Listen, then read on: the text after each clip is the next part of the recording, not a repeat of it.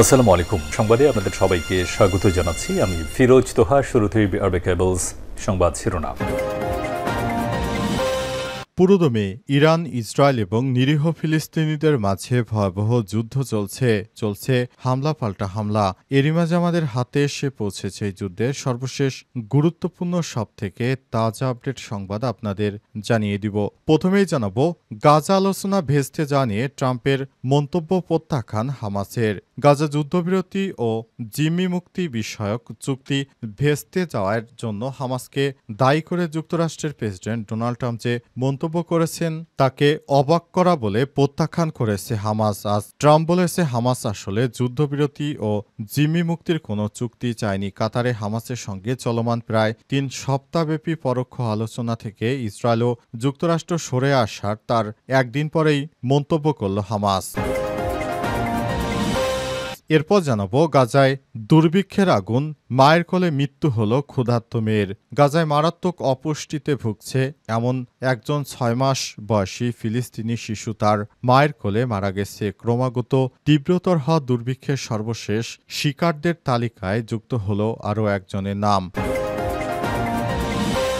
এদিকে গাজায় একদিনে ১০০ বার বোমাবর্ষণ, স্থল আক্রমণ আরও বাড়িয়েছে ইসরায়েল। গাজায় আক্রমণকারী দখলদার স্থল বাহিনীকে সমর্থন করার জন্য একদিনে গাজা জুড়ে ১০০টির বেশি স্থল হামলা করেছে ইহুদিবাদী ইসরায়েলি যুদ্ধবিমানগুলো। আজ ইসরায়েলি সামরিক বাহিনীর বিবৃতিতে উদ্ধৃতি দিয়ে আল জাজিরা এই তথ্য নিশ্চিত করেছে। এদিকে এবার ইরানে আদালতে সন্ত্রাসী হামলা, নিহত ৫। ইরানের দক্ষিণ পূর্বাঞ্চলের শহর জাহেদানে একটি আদালত ভবনে সন্ত্রাসী হামলায় অন্তত ৫ জন নিহত, আরও ১৩ জন আহত হয়েছে। দেশটির স্থানীয় গণমাধ্যমে প্রকাশিত খবরে এই তথ্য নিশ্চিত করা হয়। এবং সর্বশেষ জানাবো, পুলিশ কর্মকর্তাকে কোপালো আওয়ামী লীগ নেতা ছেলে। কুষ্টিয়ায় ধারালো বটি দিয়ে গোয়েন্দা পুলিশ ডিবির এক কর্মকর্তার এসআইকে কুপিয়ে জখম করে স্থানীয় আওয়ামী লীগ নেতা হারুনুর রশিদ ও তার ছেলেতে পুলিশের এসআই ইসরাফিল হোসেন গুরুতর আহত হয়েছে। তাকে কুষ্টিয়া ২৫০ শয্যা বিশিষ্ট জেনারেল হাসপাতালে ভর্তি করা হয়েছে। দুপুরে তদন্তনাধীন একটি হত্যা মামলার আসামি ওই আওয়ামী লীগ নেতাকে গ্রেপ্তার করতে অভিযানের সময় ঘটনাটি ঘটে। প্রিয় দর্শক, এতক্ষণ শুনছিলেন সংবাদ শিরোনাম, এবারে বিস্তারিত। তবে তার আগে বন্ধুরা, অনুরোধ থাকবে এই সংবাদটিতে একটি লাইক দিন। এই চ্যানেলে আপনি নতুন হয়ে থাকলে আমাদের সংবাদটি দেখতে দেখতে চ্যানেলটি সাবস্ক্রাইব করে রাখুন। কমেন্ট করে বন্ধুরা আপনার মূল্যবান মতামত জানিয়ে দিন আপনি বিশ্বের কোন দেশ থেকে বা বাংলাদেশের কোন স্থান থেকে আমাদের সংবাদটি দেখছেন এবং শুনছেন। আর বন্ধুরা, গাজা যুদ্ধে আপনি যদি নিরীহ ফিলিস্তিনিদের ভালোবেসে থাকেন, কমেন্টে ইয়েস লিখে বিশ্ববাসীকে জানিয়ে দিন। সংবাদটি আপনার সোশ্যাল মিডিয়া ফেসবুকে শেয়ার করে বন্ধুদেরও দেখার সুযোগ করে দিন। এবারে বিস্তারিত।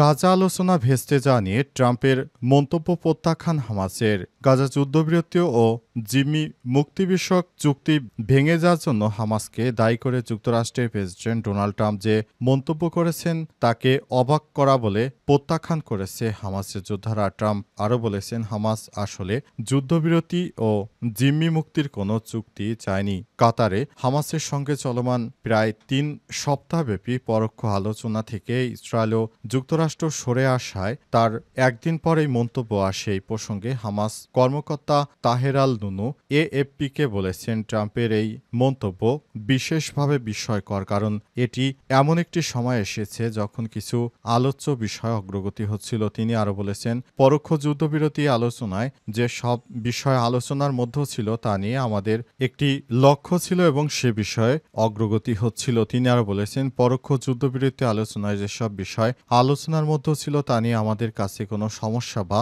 অচল অবস্থার খবর পৌঁছায়নি। তিনি আরও বলেছেন, আমরা অবাক হয়েছি যে ইসরায়েল ও যুক্তরাষ্ট্র আলোচনা থেকে সরে গেছে। হামাসের এই নেতা বলেছেন, আমরা মনে করেছি হামাসের যোদ্ধারা যেভাবে অগ্রগতি চালাচ্ছে তাতে এই ধরনের যুদ্ধ খুব শীঘ্রই থেমে যাবে, কিন্তু যুক্তরাষ্ট্র এই যুদ্ধটি থামাতে দেয়নি। যুক্তরাষ্ট্র তারা তাদের নিজস্ব স্বার্থকে দেখে সেভাবে রাষ্ট্র পরিচালনা করার চেষ্টা করছে, কারণে এই যুদ্ধ থামেনি, বরং এই যুদ্ধটি আরও সামনের দিকে বাড়ছিল। বিষয়টি খুবই দুঃখজনক ঘটনা যে হামাসের যোদ্ধারা যুদ্ধ থামাতে চাইলেও শেষ পর্যন্ত এই যুদ্ধ থামেনি, বরং এই যুদ্ধের গতি প্রকৃতি এখনও ইহুদিবাদী ইসরায়েল বাড়িয়ে চলেছে। গাজায় দুর্ভিক্ষের আগুন, মায়ের কোলে মৃত্যু হলো ক্ষুধার্ত মেয়ের। ইহুদিবাদী ইসরায়েলের হামলায় নাস্তানাবুদ অবস্থায় পড়েছে পুরো গাজা। গাজাকে ধ্বংস করতে ষড়যন্ত্র করছে ইহুদিবাদী ইসরায়েল। অবস্থায় গাজায় নিরীহ ফিলিস্তিনিদের একে একে হত্যা করে যাচ্ছে ইহুদিবাদী ইসরায়েল। অবস্থায় নিরীহ ফিলিস্তিনিদেরকে খাবার দেওয়ার কথা বলে, তারপর তাদেরকে ডেকে নিয়ে ত্রাণ দেওয়ার কথা বলে, তারপর গুলি করে হত্যা করা হচ্ছে। গাজায় কোনো খাদ্যদ্রব্য প্রবেশ করতে দিচ্ছে না ইহুদিবাদীরা। অবস্থায় নিরীহ শিশুদেরও মৃত্যু হচ্ছে। আজ গাজায় ঘুরে দেখা গেল এমন এক নির্মম দৃশ্য, যেখানে একটি মায়ের কোলে ক্ষুধার্ত শিশুর মৃত্যু হয়েছে, কিন্তু সেই মা কোনো খাবার দিতে পারেননি তার সন্তানকে। ক্ষুধায় কষ্ট যন্ত্রণা সহ্য করতে না পেরে মায়ের কোলেই মারা যায় এসব ছোট্ট ছোট্ট শিশুরা। অবস্থায় কোনোভাবেই ইহুদিবাদী ইসরায়েল যেভাবে অপকর্ম করে যাচ্ছে সেটি কোনোভাবেই গ্রহণযোগ্য নয়। ইহুদিবাদী ইসরায়েল যেভাবে নিরীহ ফিলিস্তিনিদেরকে হত্যা করছে সেটা কোনোভাবেই মেনে নেওয়া যায় না। প্রতিবেদনে বলা হয়েছে, গাজায় নিষ্ঠুরভাবে হামলা চালিয়ে যাচ্ছে ইহুদিবাদী ইসরায়েল। তারা যেভাবে নিরীহ ফিলিস্তিনিদেরকে হত্যা করছে সেটি পৃথিবীর ইতিহাসে বিরল ঘটনা। এসব ঘটনায় প্রতিদিনই নিরীহ মানুষদের লাশের মিছিল আরও ভারী হচ্ছে। গাজায় একদিনে ১০০ বার বোমাবর্ষণ, স্থলাক্রমণ আরও জোরদার করেছে ইহুদিবাদী ইসরায়েল। দখলদার ইসরায়েলি বাহিনী গাজায় আরও ব্যাপক হারে হামলা বাড়িয়েছে। অবস্থায় ইহুদিবাদী ইসরায়েলিরা তারা নির্বিচারে প্রতিদিনই মানুষ মারছে। কোনোভাবে ইহুদিবাদী ইসরায়েল গাজার নিরীহ ফিলিস্তিনিদেরকে হত্যাযোগ্য থামাচ্ছে না। অবস্থায় ইহুদিবাদী ইসরায়েল খুব চতুরতার সঙ্গে সামনের দিকে এগিয়ে যাচ্ছে। তারা যে ধরনের কর্মকাণ্ড শুরু করেছে, এতে করে ইহুদিবাদী ইসরায়েল পুরো মুসলিম রাষ্ট্রগুলোকে ধ্বংসের দ্বারপ্রান্তে নিয়ে এসেছে। অবস্থায় ইহুদিবাদী ইসরায়েল কোনোভাবেই আর ভালো কোনো কিছু করছে না। তারা প্রতিনিয়ত গাজায় একের পর এক হামলা চালিয়ে যাচ্ছে।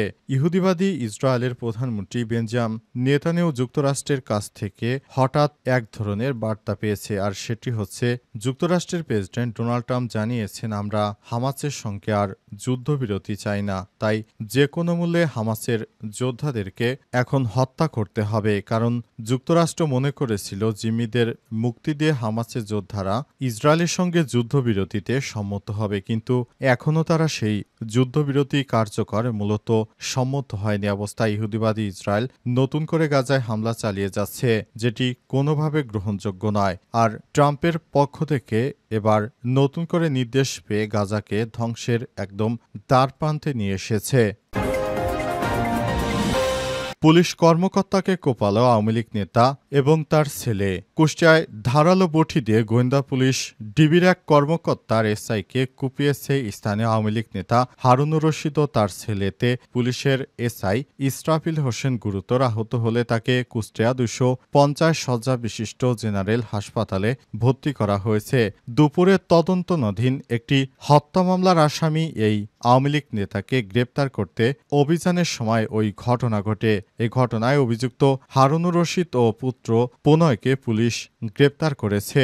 পুলিশ জানায়, বৈষম্যবিরোধী ছাত্র আন্দোলনের সময় সংঘটিত একটি হত্যায় তদন্তাধীন মামলার এজাহারভুক্ত আসামি ছিলেন কুষ্টিয়া পৌর আওয়ামী লীগের সহসভাপতি ও Kushtia chamber of commerce and ইন্ডাস্ট্রিজের সাবেক পরিচালক হারুনুর রশিদ। গোপন সংবাদের ভিত্তিতে তার অবস্থান টের পেয়ে দুপুর 12:30টার দিকে ডিবি পুলিশের একটি টিম শহরের থানাপাড়া ৬ রাস্তার মোড় এলাকায় তার বাড়িতে অভিযান চালায়। সময় পুলিশ সদস্যরা হারুনকে দেখার পর সে দৌড়ে পালানোর চেষ্টা চালায়। পরে পুলিশ ধাওয়া করে হারুনের বাড়ির কাছে পৌঁছালে তার ছেলে প্রণয় ছুটে এসে পুলিশের উপর আক্রমণ চালায়। পরে পিতা পুত্র মিলে ধারালো অস্ত্রের আঘাতের উপচর্য পুরি কুপিয়ে এসআই ইসরাফিলকে জখম করে। এতে তার পিঠের 2টি কোপ লাগে, তিনি আহত হন। এই ঘটনার পর আহত পুলিশের এসআই ইসরাফিলকে উদ্ধার করে হাসপাতালে ভর্তি করা হয়। পরবর্তীতে পুলিশের অতিরিক্ত সদস্য ঘটনাস্থলে পৌঁছে হারুনুর রশিদ ও তার ছেলে শাহরিয়ার প্রণয়কে গ্রেপ্তার করে। এদিকে পুলিশের কর্তব্য কাজে বাধা দানো হামলার ঘটনায় কুষ্টিয়া মডেল থানায় একটি মামলা করা হয়েছে। থানার ভারপ্রাপ্ত কর্মকর্তা ওসি মোশারেফ হোসেন ঘটনার সত্যতা নিশ্চিত করে জানান, আসামি হারুনুর রশিদ আর তার পুত্র শাহরিয়ার প্রণয়কে গ্রেপ্তার করা হয়েছে। এছাড়াও সরকারি কাজে বাধা দানো পুলিশের উপর হামলায় থানায় একটি মামলা করা হয়েছে।